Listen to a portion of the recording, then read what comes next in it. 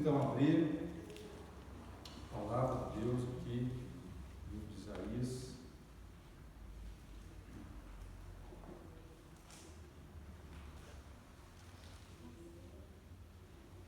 Mesmo sentados, vamos acompanhar a leitura da palavra do Senhor. Isaías 50, versículo 4 a 9.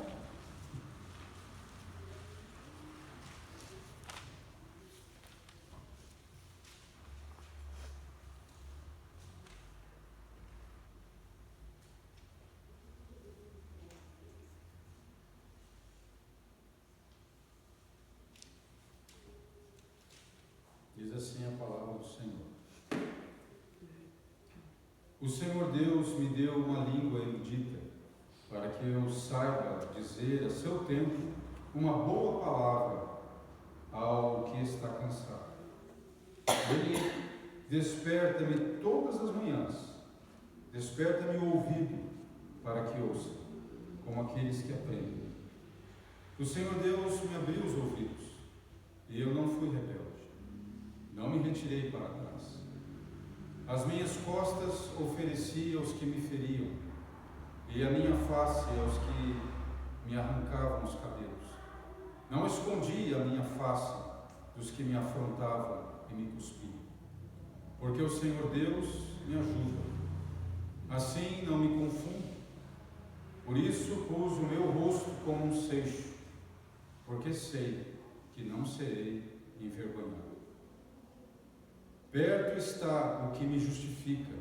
Quem contenderá comigo? Compareçamos juntamente. Quem é meu adversário?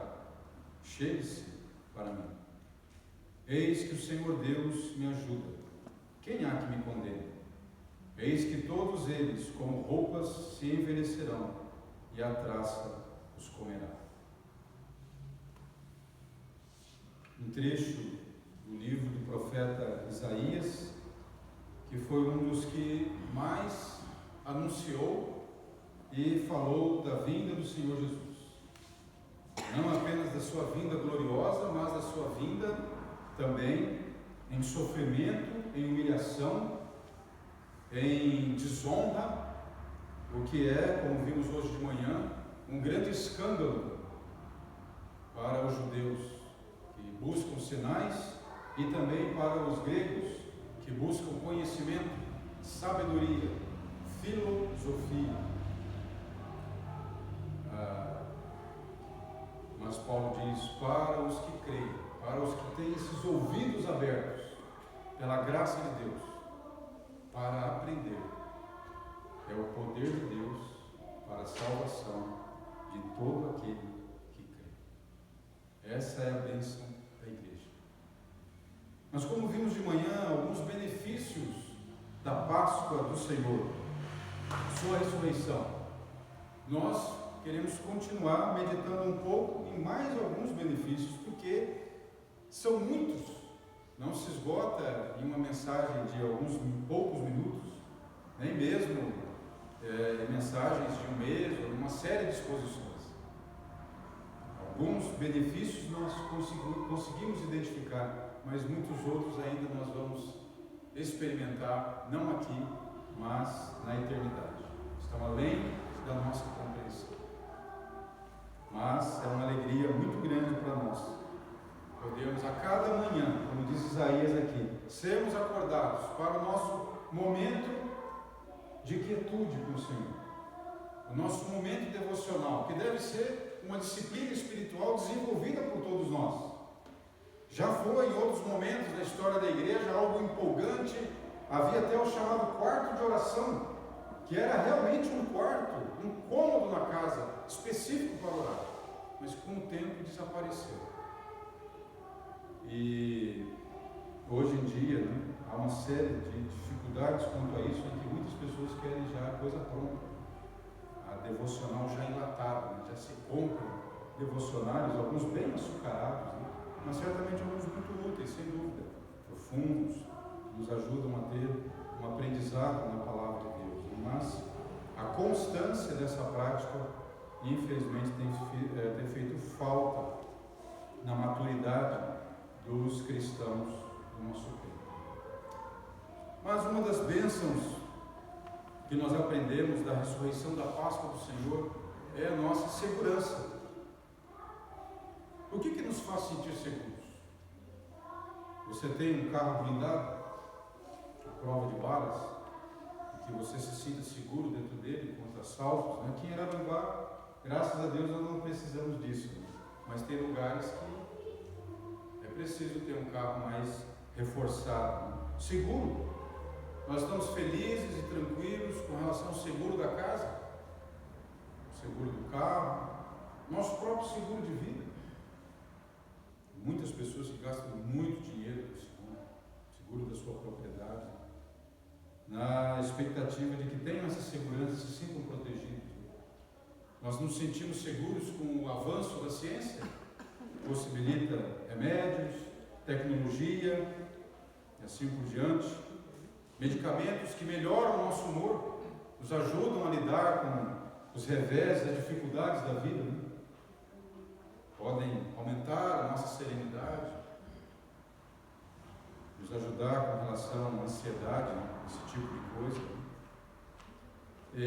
Onde é que nós, de fato, nos sentimos seguros, né? Contra o desemprego, contra o fim de relacionamentos, né? Contra o desgaste, as ameaças, os perigos da nossa sociedade, os nossos receios com relação ao futuro.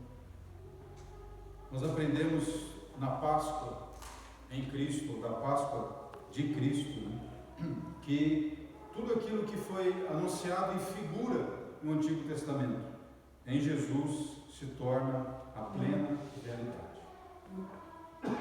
Mas será que é difícil entender na simplicidade da palavra do Senhor Jesus, né?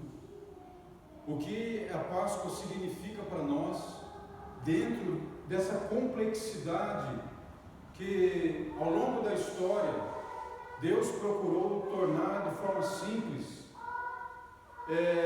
com as figuras, por exemplo, do tabernáculo, que já falamos várias vezes aqui, cada parte daquele tabernáculo representava Cristo. Os 3 espaços, né? O altar ali no pátio, a cruz, o que foi no templo o mar de bronze, né? A bacia com água para a purificação dos sacerdotes, né? Nosso batismo, a entrada ali para o lugar santo, né? Onde estava o menorá, o Espírito Santo, a mesa com os 12 pães, a comunidade do povo de Deus, o incensário, logo perto da cortina, do véu, separava do Santo do Santo as orações. Finalmente a arca, o principal, a tampa, o propiciatório, que recebia o sangue, o sacrifício do Cordeiro Pascal. E as pessoas às vezes olham, tendo esses elementos e vão achando que é confuso, é muita coisa para guardar. Mas à medida que a gente vai se aprofundando na palavra de Deus, mais nos encanta, mais nos alegra, né? Sugiro a leitura do livro de Mackintosh, onde ele fala sobre o significado de cada tecido do tabernáculo. Mas será que no meio de tantos elementos, né, a caminhada do povo de Deus, o estabelecimento na terra, a formação da monarquia, a aliança davídica, depois do exílio, aquele período de 400 anos até a vinda da pregação com João Batista, tantos elementos, né, como conciliar tudo isso de uma forma mais simples. A própria igreja cristã teve desentendimentos com relação a fazer essa relação da Páscoa do povo de Deus no passado, a saída do Egito, o ser poupado, né, os primogênitos serem poupados pela marca de sangue no batente da porta, pelo lado de fora, né, e a morte do Senhor Jesus e a herança da igreja com relação aos benefícios que o Senhor tem dado, né? Mas então, depois de muito debate, alguns equívocos, Deus foi dando à igreja uma compreensão aprofundada desta relação profunda. E muitos acreditam que foi com Agostinho que a coisa começou a ficar mais clara, mais nítida. Abra aí a sua Bíblia em João, no capítulo 13. Vamos ver o texto que ajudou os nossos irmãos do passado e Agostinho, né, a ter essa compreensão da riqueza teológica da Páscoa do Antigo Testamento e a Páscoa cristã. Depois você grifa esse texto para você estudar, meditar, e Deus despertar um fogo no seu coração de gratidão e de fidelidade ao Senhor, que planeja tudo com tanta sabedoria e tanto amor. Então acompanhe aí, João 13, de 1 a 3. Ora, antes da festa da Páscoa, sabendo Jesus que já era chegada a sua hora de passar. O que significa a palavra Páscoa? Pessar no hebraico. Passar. O Senhor passou sobre a casa. E depois o povo de Deus passou do Egito, passou pelo Mar Vermelho, passou pelo deserto, chegou na terra prometida. Então veja, note isso aí. Sabendo Jesus que já era chegada a sua hora de passar deste mundo para o Pai, como havia amado os seus que estavam no mundo, amou-os até o fim. E acabada a ceia, tendo já o diabo posto no coração de Judas Iscariotes, filho de Simão, que o traísse, Jesus, sabendo que o Pai tinha depositado nas suas mãos todas as coisas, e que havia saído de Deus e ia para Deus. Olha que coisa maravilhosa, né? Esse texto aqui nos mostrando como a Páscoa em figura do Antigo Testamento, com toda a sua complexidade, se cumpre na simplicidade da encarnação do Senhor Jesus, no seu sofrimento e na sua ressurreição. O Senhor Jesus fez a passagem, como diz o texto aqui, do mundo para o Pai, da morte para a ressurreição e ascensão. E aí, lá em Lucas 24, 26, Jesus conversando com os discípulos e irmãos, ele diz: é necessário, vocês não leram nas Escrituras que era necessário que o Filho de Deus, o Messias, sofresse tudo isso. Então Paulo vai nos ajudar com as suas cartas a entender esse mistério maravilhoso, que a Páscoa do Senhor Jesus foi o seu sofrimento, foi a sua morte e a sua ressurreição. E aí algumas pessoas, né, podem pensar, bom, mas ele passou da morte para a vida, ele passou deste mundo para o Pai. E a igreja? A igreja, a palavra de Deus vai desenvolver e dizer, ele é o cabeça, nós somos o corpo. Então aqueles cristãos, né, que labutaram e estudaram as Escrituras e oraram ao Senhor, tiveram essa alegria de poder compartilhar com a igreja. Se a cabeça passou deste mundo para o céu, deste mundo para o Pai, é evidente que o corpo lhe acompanha. É por isso que Paulo vai dizer em Efésios que nós, igreja do Senhor Jesus, nos assentamos com Ele nas regiões celestiais. Não é poesia, não é figura, é essa realidade eterna. Que texto maravilhoso! Do que para quê? Do mundo para o Pai. Aqui está o cumprimento da Páscoa cristã. Por isso que Paulo vai dizer aos Coríntios, Jesus é a nossa Páscoa. 1 Coríntios 15, 3 a 4, Paulo nos ensina sobre o plano, a visão do plano histórico da Páscoa em Jesus Cristo. Ele morreu e ressuscitou, tem data e lugar. E no plano da fé, Romanos 4, 25, morreu pelos nossos pecados e para a nossa justificação. Ele morre para os nossos pecados na cruz e ele ressuscita para a nossa justificação. Que bênção olharmos para um texto tão simples, escondendo tantos tesouros, tanta reflexão, tanto debate, tanto estudo. Mas aqui está esse tesouro, né, para aqueles cujo coração, como diz o profeta Isaías, foram tocados pela graça. seus ouvidos se abriram, eles estão prontos a aprender.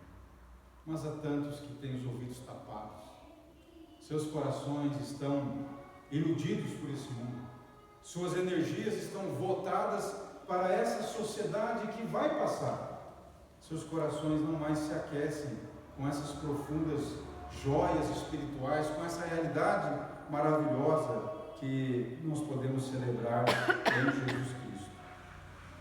A palavra de Deus lá em Lucas 22, 40 a 42 diz assim: chegando ao lugar escolhido, Jesus lhes disse: orai para que não entreis em tentação. Ele, por sua vez, se afastou cerca de um tiro de pedra e de joelhos orava, dizendo: Pai, se queres, passa de mim esse cálice, contudo não se faça a minha vontade, e sim a tua. É um momento de agonia e de sofrimento, mas de abraçar também a vontade do Pai. E Ele ali abraçou e nos deu o pleno perdão. Nós vivemos uma época de ódio, de raiva, de vingança. Hoje mesmo fomos almoçar com a família do Lucas e um momento ali de confraternização, de gratidão, mas logo na rua já tinha dois quase se matando, chamando mesmo para resolver ali, né? Uma briga mesmo, uma pancadaria, raiva, discursos intempestivos, infelizmente. Mas o Senhor é aquele que pode destruir esse poder do mal que se instalou no coração do homem e na humanidade. O poder de destruir, de corromper, de dissolver, de desmanchar, de desviar essa coisa terrível com quem nós convivemos desde que os nossos pais, infelizmente, abriram as portas. E essas consequências não param de acontecer todos os dias. Quem é que consegue destruir isso, romper essas cadeias, banir para longe a maldade, o pecado, a dor, o sofrimento, a destruição? Jesus. É Ele que se coloca ao nosso lado para vencer plenamente a tentação, para vencer o mal, porque Ele assim o fez. E o fez porque nos amou. Nos amou. Nós temos também um outro benefício do sacrifício do Senhor. Nós recebemos uma nova família. Lá em João 19, 25 a 27, e junto à cruz estavam a mãe de Jesus e a irmã dela, e Maria, mulher de Cleopas, e Maria Madalena. Vendo Jesus sua mãe e junto a ela o discípulo amado, disse: mulher, eis aí o teu filho. Depois disse ao discípulo: eis aí a tua mãe. Dessa hora em diante o discípulo a tomou para casa. A cruz, como diz o pastor Ricardo Barbosa, né? A cruz rompe as fronteiras que a cultura, a política, a economia e mesmo a genética cria entre os homens. Às vezes nós temos que lidar com pessoas que foram maltratadas dentro de casa. Mas o Senhor Jesus providencia para nós uma família onde há amor, onde há acolhimento, onde há perdão. Uma família que transcende o sangue. Uma família que é por toda a eternidade.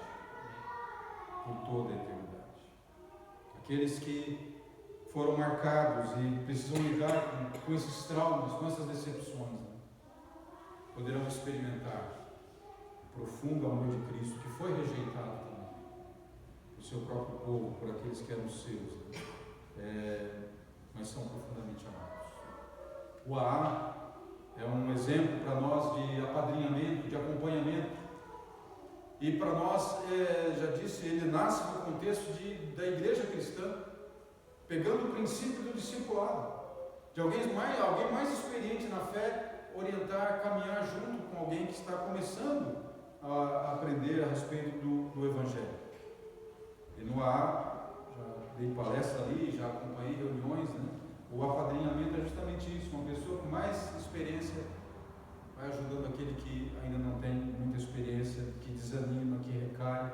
Mas ninguém é maior que o outro, não há hierarquia ali, porque todos têm o mesmo problema, o vício.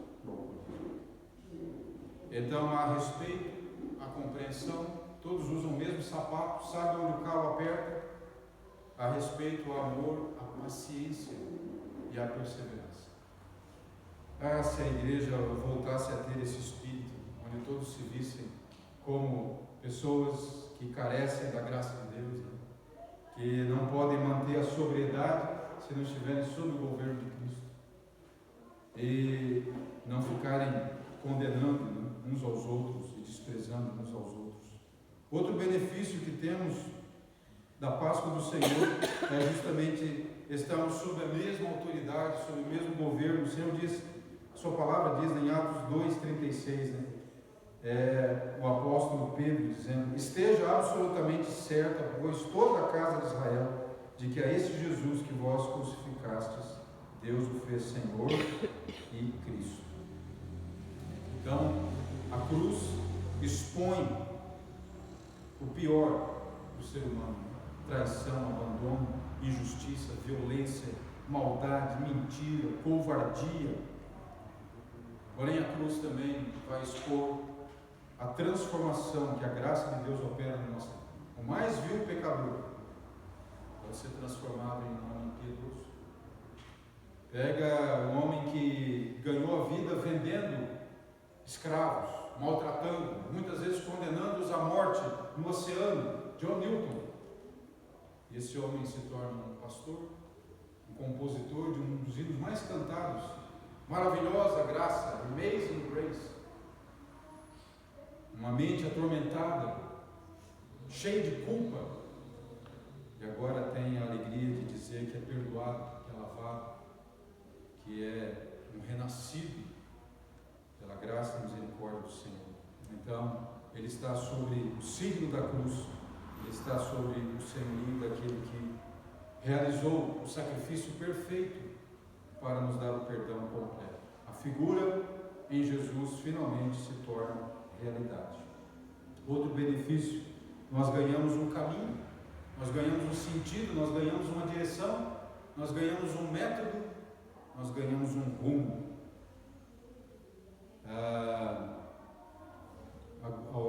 Agostinho, né, costumava dizer o seguinte: voltar as costas a ti significa cair, voltar o rosto a ti significa ressurgir. Viver em ti dá refúgio eterno. Em todas as nossas tarefas, queira dar-nos o teu apoio. Em toda a nossa insegurança, queira guiar-nos. Em todo o sofrimento, dar-nos a tua paz. Lucas 14, 27 diz: e qualquer que não tomar a sua cruz e vier após mim, não pode ser meu discípulo. Nós aprendemos pelo Evangelho e pela história que a cruz hoje ornamenta o nosso anel, o pingente, nossas camisetas, representa para nós a mensagem do Evangelho, mas naquela época era vergonha, era algo vil, desprezível. E o Senhor diz: aquele que quer vir após mim, tome a sua cruz, negue-se a si mesmo e siga. Então a cruz é sofrimento, é morte. Jesus está dizendo: venha e morra. Essa existência, esse perfil que nós temos humano, com o qual nós nascemos e nos identificamos, precisa morrer para que experimentemos a nova vida que é a ressurreição de Cristo Jesus. Já está dada a palavra de condenação. Os antigos cristãos reformados diziam: nós temos duas naturezas, temos que conviver com duas naturezas, mas não precisamos dar atenção àquela natureza que já está condenada à morte. Nosso coração precisa cuidar e cultivar a natureza espiritual. Mas é sofrimento. É por meio de sofrimento que amadurecemos, que somos purificados e que nos aproximamos da vontade de Deus. Mas ninguém quer sofrer mais. Se fica triste, se fica aborrecido, se fica ansioso, toma-lhe remédio. E tem remédios fortes, tarja preta, que aumenta como um volume, né, a nossa sensação de fuga. Mas o Senhor está dizendo: não é para fugir, é para abraçar a cruz, é para abraçar o sofrimento, encará-lo em frente e sofrer. Mas a nossa geração não quer sofrer, ela quer aliviar-se, anestesiar-se, diminuir. A nossa geração não quer enfrentar a tribulação, quer fugir dela. se afastar dela. Mas isso é contra a vocação cristã, é contra o chamado do Senhor. Todos nós queremos a ressurreição, mas antes da ressurreição a cruz. O Senhor diz claramente: você quer ser meu discípulo, abrace a cruz, assuma o sofrimento. Essa é a virtude dos nossos irmãos cristãos do passado, tanto nos primeiros séculos, no martírio, quando depois, na Idade Média também, os grupos que estavam se separando daquela instituição que tinha o poder majoritário, e eles encararam o sofrimento. Muitos deles foram condenados pela própria igreja que se chamava cristã, irmãos queimando irmãos, mas em momento algum, mesmo tristes, mesmo sabendo da dificuldade, eles voltaram para casa. E eles compreenderam o que significava, de fato, este não para nós e o mundo, e o sim para Deus, o seu Espírito, o seu Filho e o seu Evangelho. Então nós vamos precisar lidar com essa realidade, que é na contramão da nossa cultura. Hoje, as igrejas populares falam de sucesso, de prosperidade, de se dar bem em tudo. Compartilhei hoje de manhã que acompanhei ontem alguns programas, alguns grandes encontros, em campos do nosso país, grandes concentrações, mas que saudade das épocas das cruzadas evangelísticas. Não era o evangelho que está sendo falado. A mensagem é: você vai arrebentar. E uma desses grandes encontros tinha a cruz do Senhor ali no campo, e atrás, em amarelo, bem grande, maior que a cruz, o letreiro: Mercado Livre. E o slogan do Mercado Livre. Claro, isso está completamente relacionado com a Páscoa. É isso que o Evangelho fala.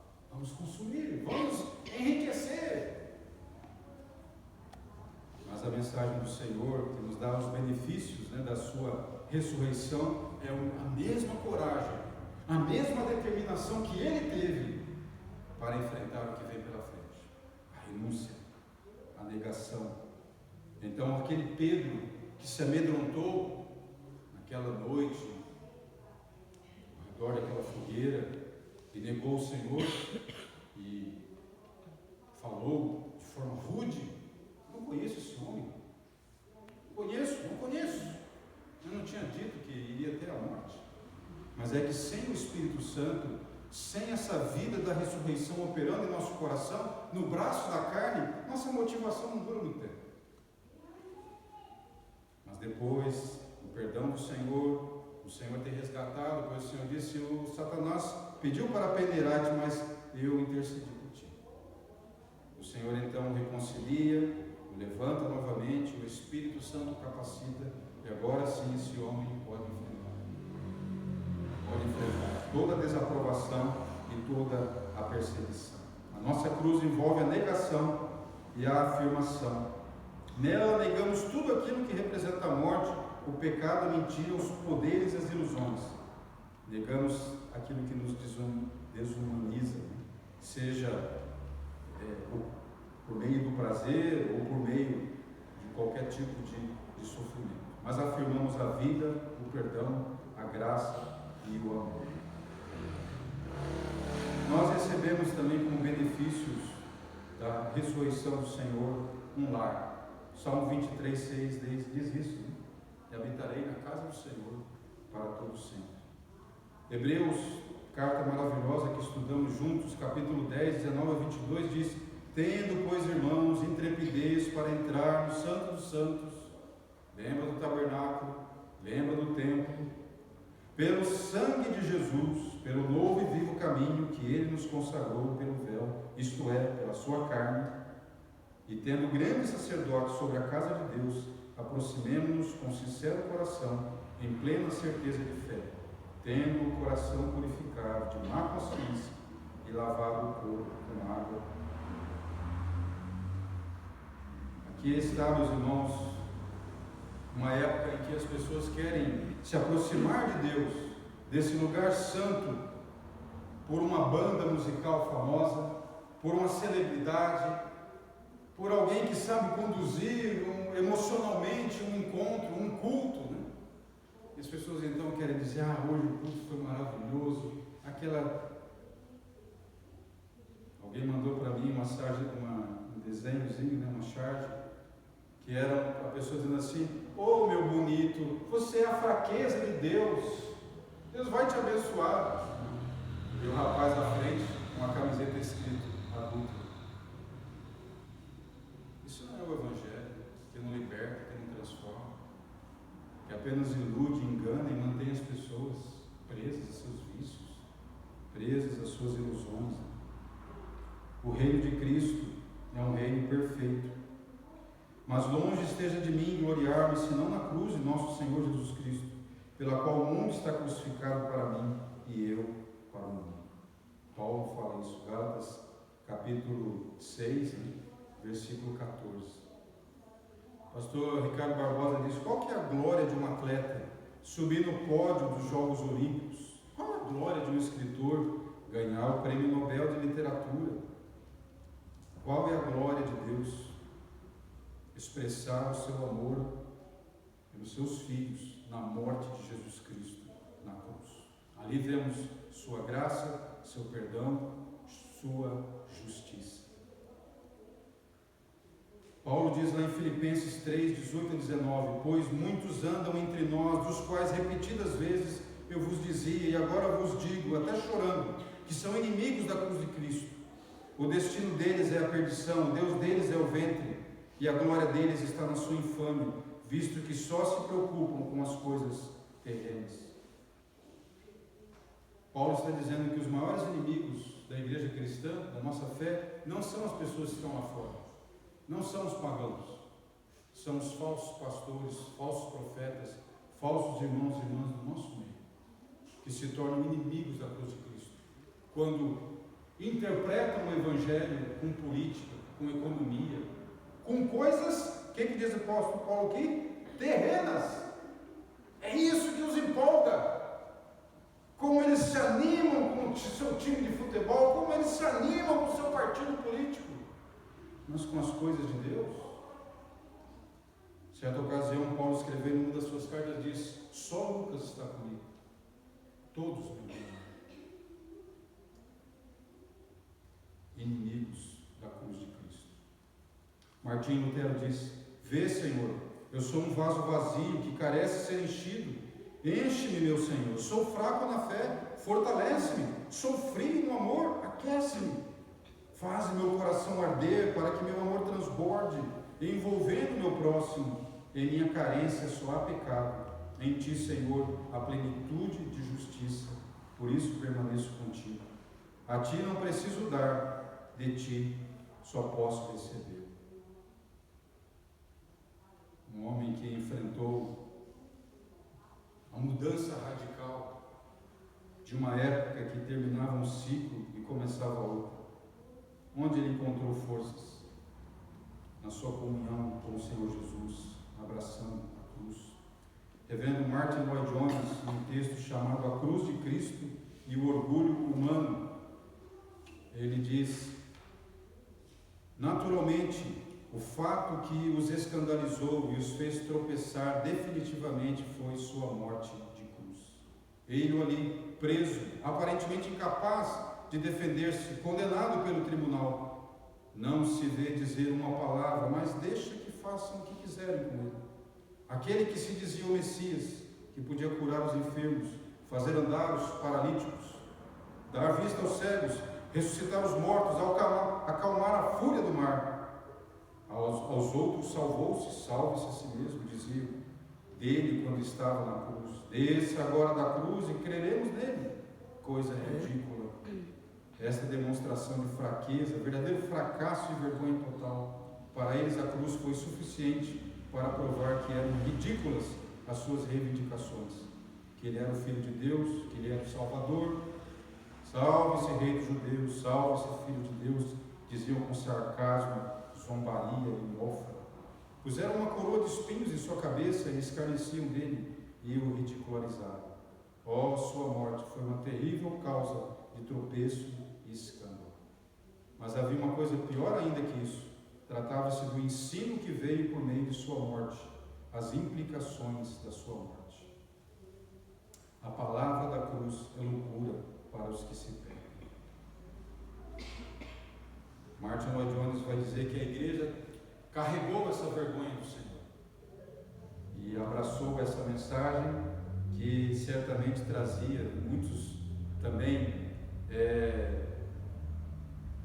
tropeços, incompreensões e equívocos, esta simplicidade, mas foi por essa mensagem que vidas foram salvas, vidas foram libertas.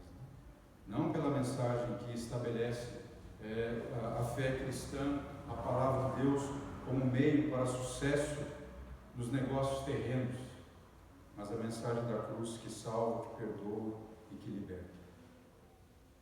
Quem não lembra, né, daquele pequeno livro, né?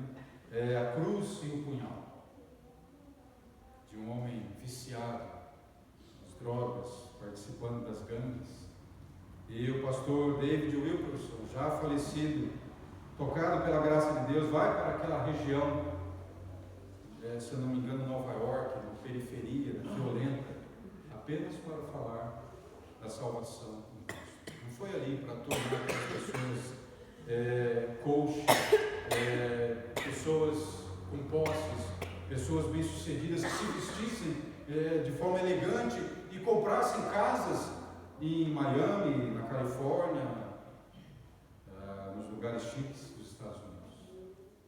Foi ali para que a graça de Deus libertasse do vício e aquelas pessoas tocadas pela graça se tornassem pregadores da palavra. Que histórias maravilhosas nós temos hoje, né? Muçulmanos sendo trazidos aos pés do Senhor Jesus, judeus confessando Jesus como Senhor e Salvador. A graça de Deus tocando vidas, essa mesma graça pode reavivar em nossos corações o chamado que um dia Ele nos deu. O Senhor disse em sua palavra: não há justo nenhum sequer.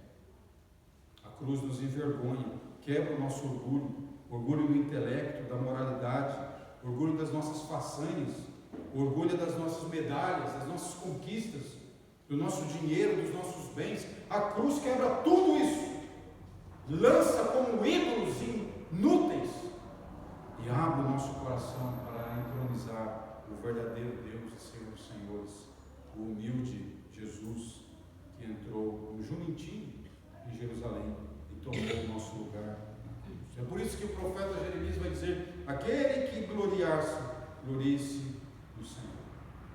Não se glorie o forte na sua força, nem o rico na sua riqueza, nem o sábio na sua sabedoria, mas o que gloriar, glorie-se nisso, e saber que eu sou Deus, que faço justiça, juízo e misericórdia. Então, meus irmãos, a alegria que nós temos de conhecer o Senhor Jesus, não como uma lenda, não como um guru, não como um mestre, mas de fato como Filho de Deus, que venceu a morte. Tragada foi a morte na sua vitória. Onde está a morte? A sua vitória, onde está o seu aguilhão? Será que ainda, como diz o profeta Isaías, nossos corações são despertos a cada manhã para ouvirmos a mensagem do Senhor? Nossos ouvidos continuam atentos ao que o Senhor quer nos ensinar? Ou nós já nos enfadamos, nós nos cansamos de tudo isso? Não há mais frescor, não há mais sabor, não há mais o sopro da vida do Espírito Santo na palavra de Deus para os nossos corações. Como compartilhamos hoje de manhã, a Páscoa para muitos é apenas um evento, mais uma data, algo para encontrar amigos, familiares, para comer, mas depois que passou o dia, volta tudo na mesma coisa. Se repetem os mesmos acontecimentos e tudo volta a ser como antes. Mas não é assim para o coração que cultiva dia a dia o presente da fé. O Senhor disse que a nossa fé ela pode ser pequena como um grão de mostarda. Mas veja, a semente tem vida. Ela parece morta. Você olha, parece uma pedrinha. Uma pedrinha não tem vida, mas uma semente tem vida. É É isso que o Senhor está querendo nos ensinar. Uma vez lançada na terra, ela vai morrer e vai gerar uma árvore, um arbusto, e ali a vida, fruto. Que Deus, meus irmãos e irmãs, na sua graça e misericórdia, nos alegre o coração para descobrirmos os inúmeros benefícios que a ressurreição do nosso Senhor Jesus, a nossa Páscoa, tem a nos dar.